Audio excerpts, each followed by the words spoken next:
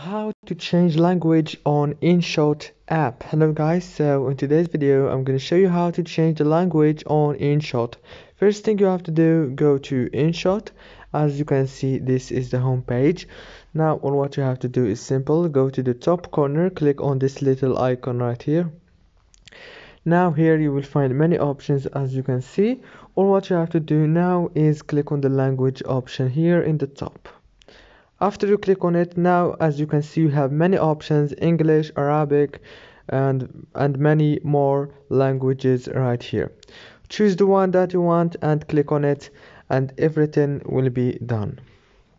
If this video was helpful, please don't forget to like and subscribe, and thank you so much for watching this video until the end.